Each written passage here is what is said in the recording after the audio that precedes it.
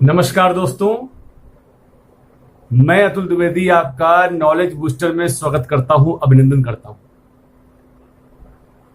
जैसा कि आप जानते हैं, आज जो प्रकरण चल रहा है वो अशांति का प्रकरण चल रहा है। चारों ओर अशांति ही अशांति है। सनातन धर्म पर आवाजें उठने लगी हैं। कथा व्यास मंच पर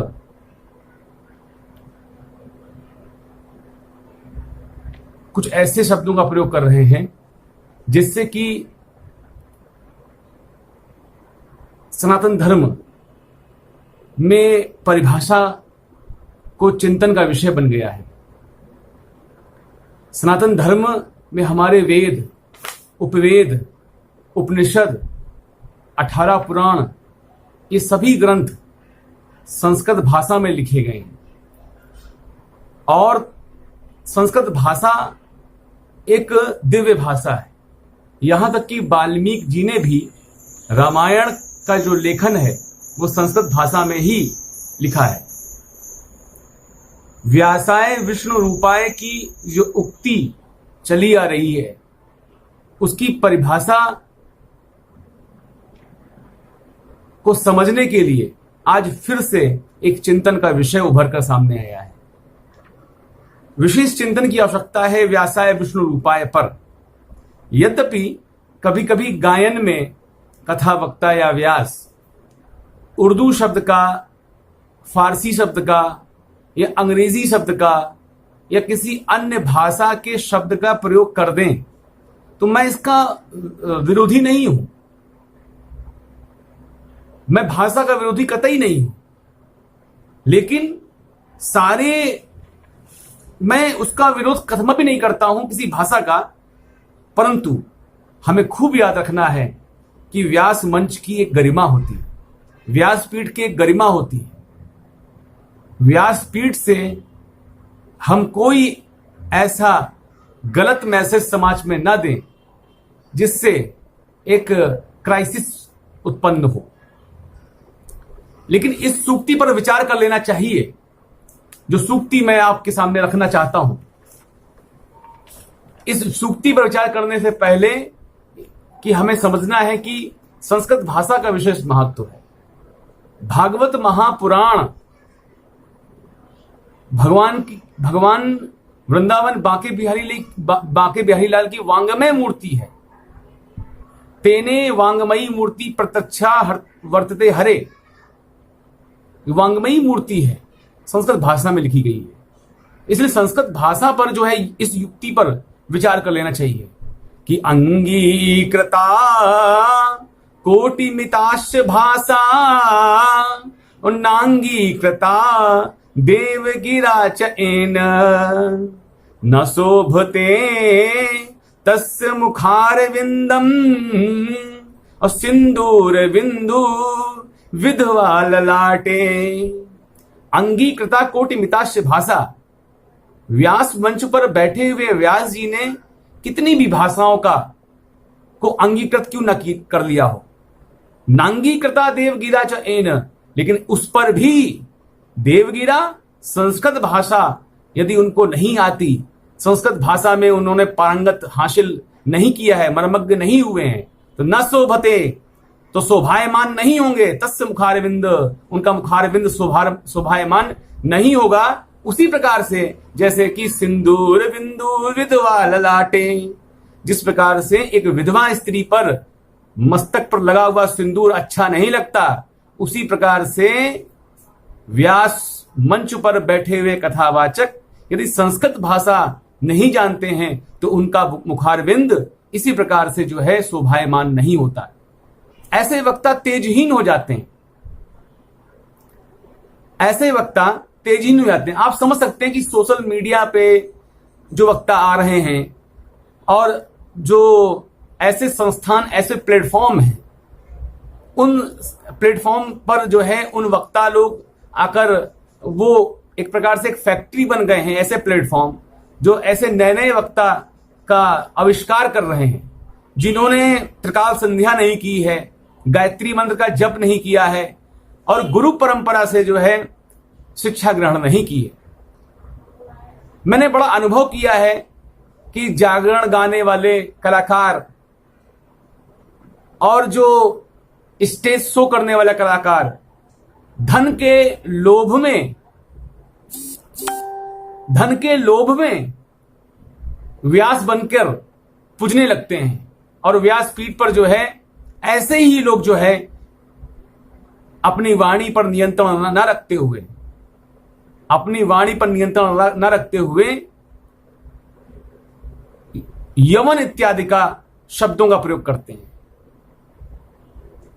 आप अगर खुद पढ़ें तो भागवत जी कहती हैं महात्म्य में, आप महात्म्य पढ़िए कि अट्टशूला जनपथा शिवशूला दुजातया अप्रमदा केशशूलिन्यो भविष्यन्ति कलावही।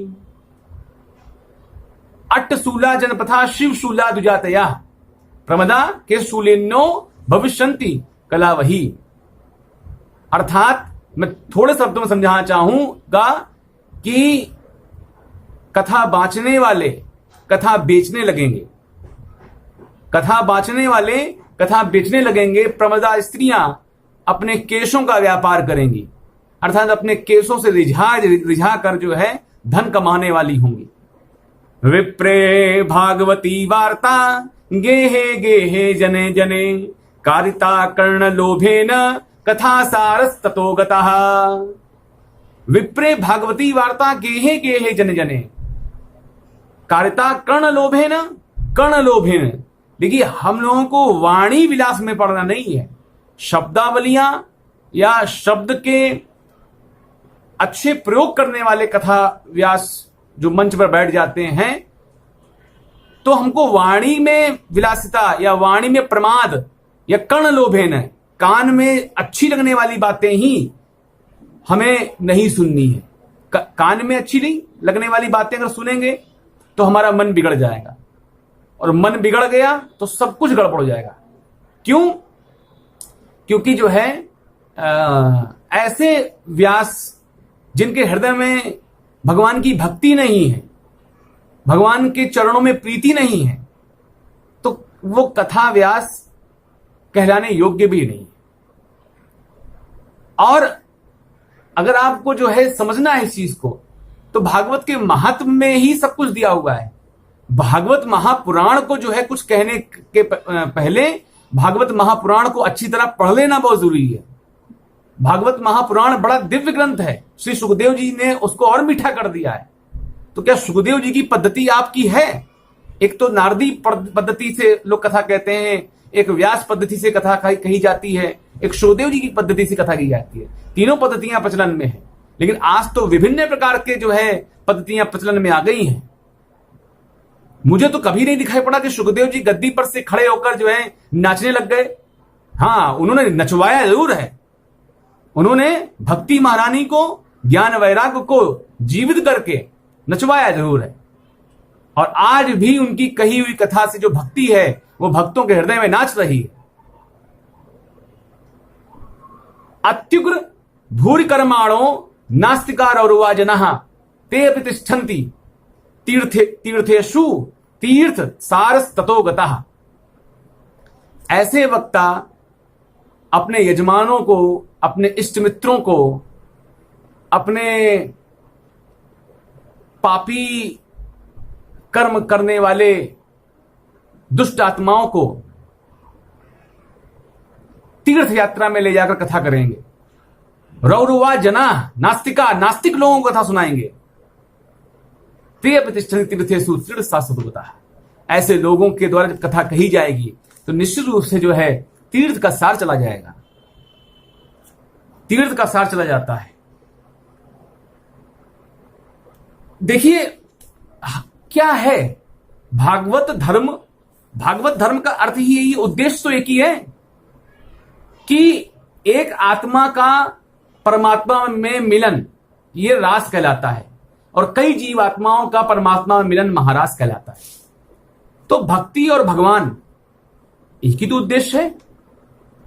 अगर आप श्रीमद् भगवत गीता में आप देख लीजिए, या आप भागवत महापुराण की ही बात कर रहे हैं तो भागवत महापुराण में ही वृत्तासुर का जो है, जो एक असुर होते हुए भी भक्तराज कहलाया, उसने जो है सबसे पहले क्या मांगा है कि अहम हरे तव पादैक मूल दासानुदासो भवितास्मि भूया।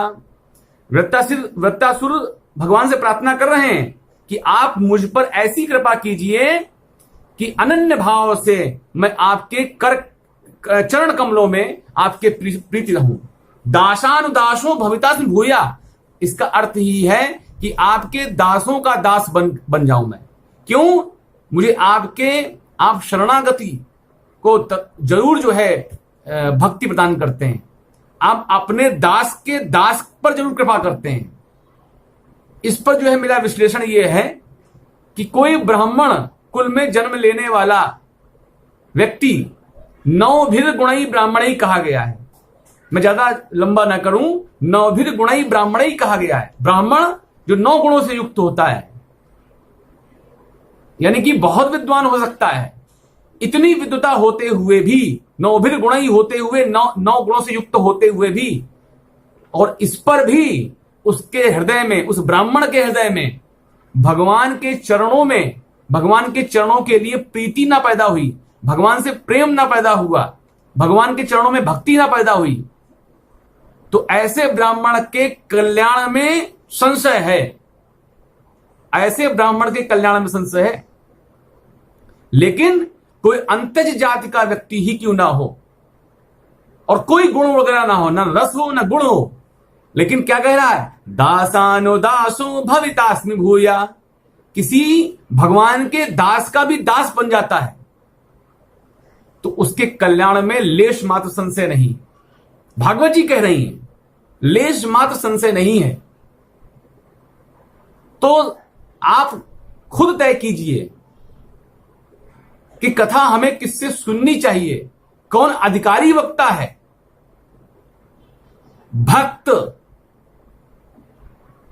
भक्ति ज्ञान वैराग्य से परिपूर्ण होना चाहिए ऐसा वक्ता, ऐसा अधिकारी वक्ता होना चाहिए। और जब इस तरीके से चीजों को आप सुनेंगे, समझेंगे, और इन सब चीजों से जो व्यक्ति हट गया है, जो केवल धन के लोभ में, स्वर्ण के लोभ में कथा कर रहा है, कथा को बेच रहा है, ऐसा कथावाचक तेजहीन हो जाता है।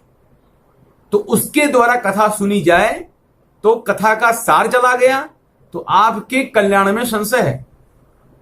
इसलिए मेरा उन सभी संतों से निवेदन है, जो संत सनातन धर्मा अवलंबी हैं, उनसे निवेदन है, करवत उनके चरणों में मेरा निवेदन है। मैं अतुल द्विवेदी उपमन्य गोत्र का ब्राह्मण हूं। वंश परंपरा से मुझे जो चीज मिली है, सनातन धर्म की जो कृपा मुझे मिली है, मैं उन गुरुओं के चरणों में कहना चाहता हूं कि वो सामने आए और ऐसे जो विधर्मी कथावाचक हैं, जो व्यास मंच पर सनातन धर्म की अवहेलना कर रहे हैं। देखिए, आपका अपना कोई मत हो, समन्वयवादी नीति आपकी हो, तो आप जो है खुद से करिए, लेकिन जो है व्यास पीठ की गरिमा का ख्याल रखते हुए ऐसे कथावाचक नारकी लोगों को ले जाकर तीर्थों में कथा का सार खत्म कर देंगे, गुरु चेला विलासिता का जीवन जिएंगे। इस सारे चीजें जो है कलयुग का तो व्यास है ही है। ये सारी चीजें भागवत जी में लिखी हुई हैं और मुझे दिखने लगी हैं आजकल चीजें। तय आपको करना है कि सही क्या है, गलत क्या है, क्योंकि भगवान ने जो है 6 चीजें अपने पास रखी हुई हैं। लाभ, हानि, जीवन, मरण, यश, अपयश, विधि, हाथ। ये 6 चीजें हैं। कितना आपको लाभ, हानि, जीवन, मरण, यश, अपयश, विधि, हाथ, ये सारी चीजें जो है 6 चीजें भगवान ने अपने पास रखी हैं। लेकिन हमको क्या दे दिया है? हमको भगवान की भक्ति करने की स्वतंत्रता दे दी है। हमें भगवान की भक्ति करने की स्वतंत्रता दे रही है। इसलिए जो है यही सबसे बड़ा उत्तम कर्म है।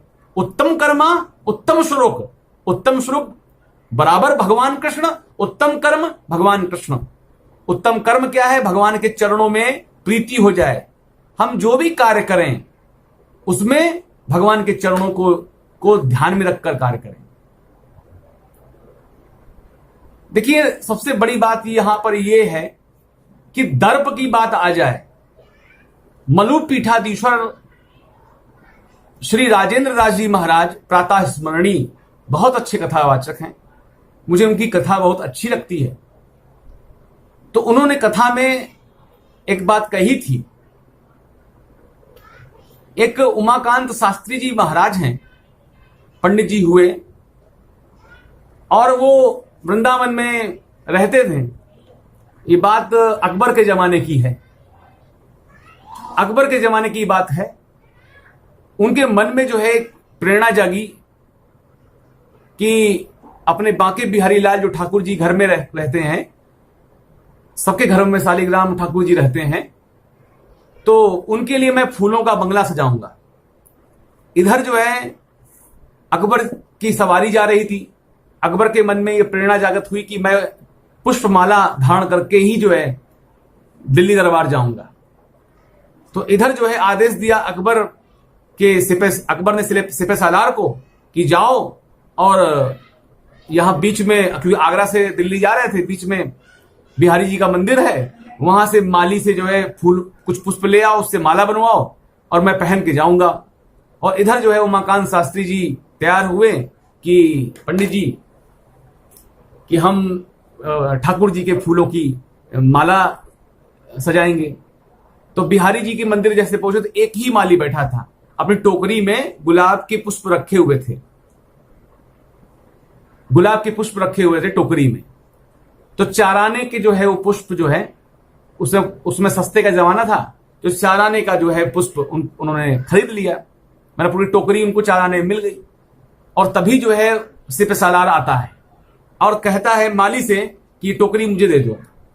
तो माली ने कहा कि ये टोकरी तो पंडित जी ने खरीद ली है। तो सिपह सालार ने कहा ये पंडित क्या होता है, मतलब थोड़ा सा अपशब्द लगा, पंडित क्या होता है, तुम जानते नहीं कि मैं कौन हूं? मैं सम्राट अकबर का, बादशाह अकबर का जो है सिपह सालार हूं। थोड़ा अहम पूर्ण बात जो है सिपह सालार ने कही। भाई राजसी बात, रजगुण प्रधान था वो व्यक्ति, वो सत रजतम, तो रजगुण प्रधान था, राजसी व्यक्ति था, उसने उसकी बात कहना लाजमी था। लेकिन पंडित जी को जो है अंदर से एक रोष, एक आवेश पैदा हो गया। उसने कहा कि ये एक हाड़ मांस के राजा का सिपह सालार है और उसको इतना अहम है, तो मैं तो अखिल ब्रह्मांड नायक वृंदावन बिहारी लाल का जो है चरणों का दास हूं, मैं उसका चाकर हूं, क्या मेरे में कोई शक्ति नहीं है? इसका मतलब मुझको भी जो है दर्प करना चाहिए।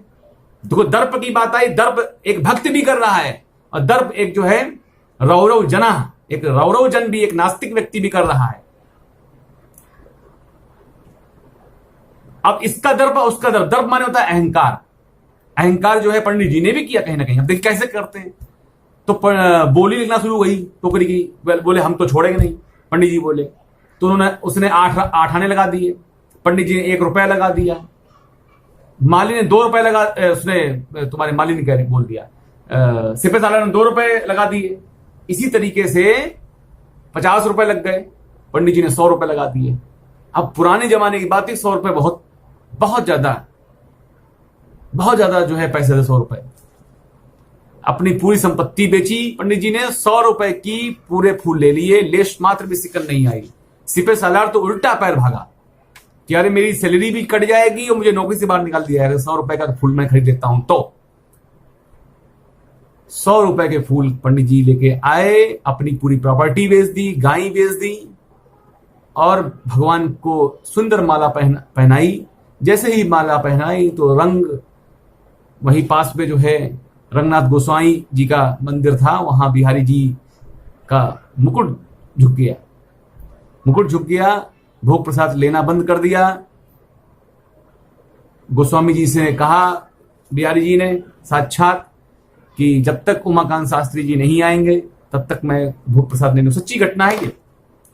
उमाकांत शास्त्री जी को लाया गया, श्री विग्रह से निकलकर उनको अपने गले से लगा लिया, अपने गले से लगा लिया और रोने लग गए और